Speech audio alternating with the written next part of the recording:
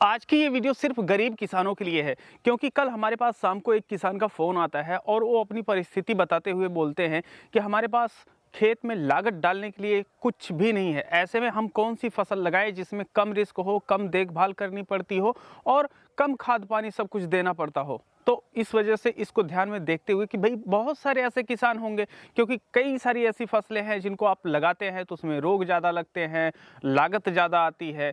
तो ऐसी फसलें बताएंगे जो कि बहुत कम लागत में आपकी तैयार हो जाती हैं। छोटा किसान, बड़ा किसान, चाहे जो भी कर सकता है, एकदम रिस्क फ्री रहता है।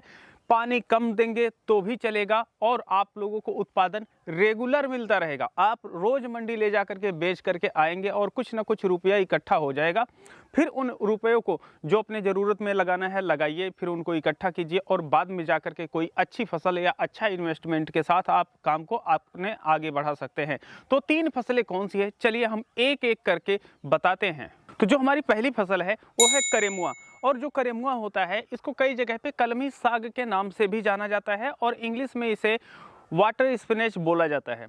तो ये जो होता है यह एकदम शुद्ध देसी इंडिया का है। और ऐसे में क्या होता है कि यह कहीं भी, जैसे घास कहीं पर भी उग जाती है, वैसे यह भी कहीं पर उग जाता है।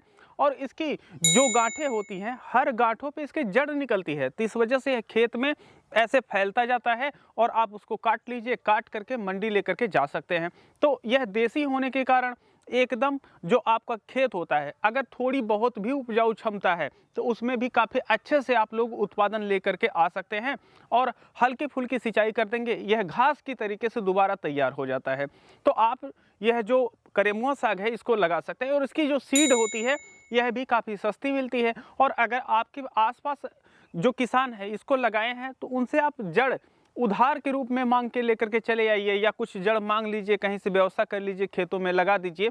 फिर एक गांठ से हजारों गांठें तैयार हो जाएंगी। लेकिन अगर आप थोड़ा बड़े स्तर पे करना चाहते हैं तो थोड़ा ज़्यादा गांठों का जुगाड़ कर लीजिए, या 300-400-500 रुपया लगेगा, आप कहीं से बीज खरीद के डायरेक्टली लगा दीजिए।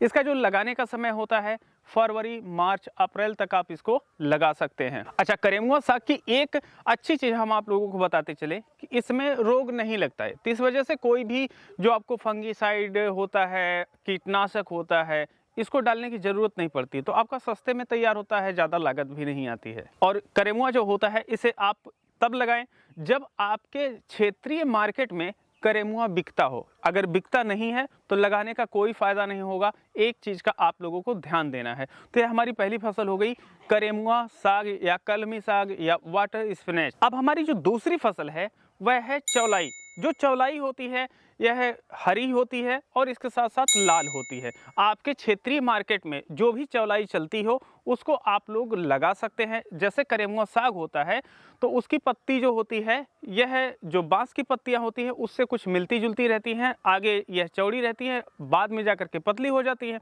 लेकिन जो चौलाई होती है इसकी पत्तियां पान के पत्ते के आकार की होती हैं, लेकिन उनकी पत्तियां छोटी होती हैं और रंग के आधार पर किसान अपना लगाते हैं, जिसके यहाँ जो भी लगाया जाता है। यह भी एकदम शुद्ध देसी है और इसमें भी कोई विशेष प्रकार का रोग नहीं लगता है। इसे भी आप लोग जनवरी, फरवरी, मार्च में जाकर के लगा सकते हैं। और इसकी खास बात यह है कि यह कम पैसे में तैयार हो जाती है और इसके जो बीज होते हैं यह काफ़ी छोटे रहते हैं। तो थोड़ी सी बीज ले करके आप अच्छी खासी खेती कर सकते हैं। और जो करेमुआ की तरीके से, जैसे करेमुआ की कई बार कटाई होती है, सेम चौलाई की भी कई बार आप लोग कटाई कर सकते हैं। एक तरफ काटते जाएंगे, फिर दूसरी तरफ तैयार होता जाएगा, फिर जब तैयार हो गया फिर उसे काटिए और पर डे मंडी ले जा करके बेच करके आप पैसे कमा सकते हैं। अब जो हमारी तीसरी फसल है इसमें अगर थोड़ा आपके पास पैसे वगैरह हैं तो इन्वेस्ट कर सकते हैं, या अगर चाहें तो इधर उधर से जड़ का जुगाड़ करके भी आप लगा सकते हैं। तीसरी फसल है कुनरू।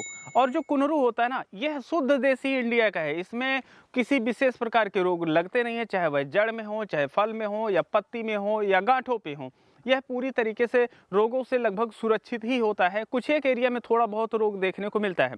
अच्छा, इसका जो फल होता है यह थोड़ा सा लंबा होता है, वजनदार होता है और कई क्षेत्रों में यह लगा करके लोग बेच रहे हैं।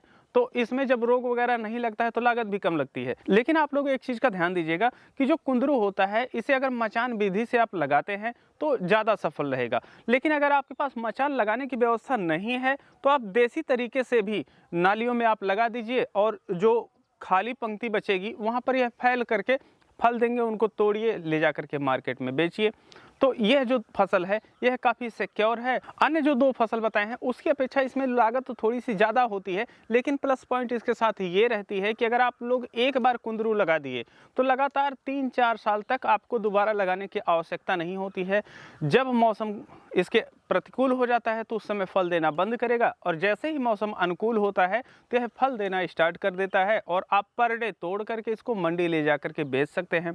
तो यह 3 फसलें ऐसी थी जिनको जो गरीब किसान है वह लगा करके अच्छी खासी कमाई कर सकते हैं और अपने पास कुछ पैसे इकट्ठा करके बाद में जा करके अन्य फसलों पर इन्वेस्ट करके और अच्छी प्रॉफिट निकाल सकते हैं। लेकिन एक चीज़ ध्यान दीजिएगा कि जो तीनों फसलें हम यहाँ पर बताए हुए हैं, अगर यह आपके क्षेत्र में बिकती हैं तभी आपको लगाना है। ऐसा नहीं है कि हम यहाँ पर बता दिए कि ये फसलें काफ़ी सस्ते में तैयार हो जाती है, इनको आप लगा करके बेच करके अच्छा पैसा कमा सकते हैं, लेकिन वह फसल अगर आप लोग लगाते हैं और आपके मार्केट में बिकती नहीं है तो ऐसी परिस्थिति में आपको बाद में पता चलेगा कि अरे हम तो इतना मेहनत किया और सारी मेहनत हमारी ख़राब चली गई।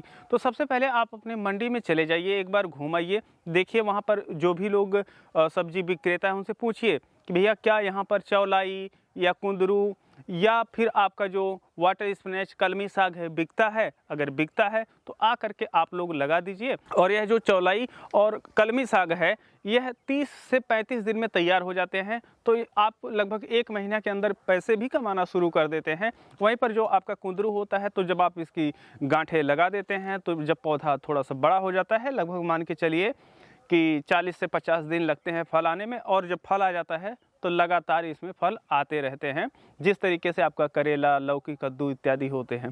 तो ये 3 फसलें थी। बाकी अगर आप लोगों को और किसी भी प्रकार की जानकारी चाहिए तो बता दीजिएगा, हम उस पर भी वीडियो लेकर के आएंगे। हमारी हमेशा से कोशिश होती है कि जो किसान हैं उन्हें प्रैक्टिकल जानकारी दी जाए, उनकी क्षमता के हिसाब से उनको फसलें बताई जाएँ ताकि वह लगा करके अच्छी प्रॉफिट उठा सके। फिलहाल के लिए जानकारी अच्छी लगी हो तो चैनल को सब्सक्राइब कर लीजिए। बाकी हम मिलते हैं आप लोगों से एक नए वीडियो में, तब तक के लिए चलते हैं। जय जवान जय किसान।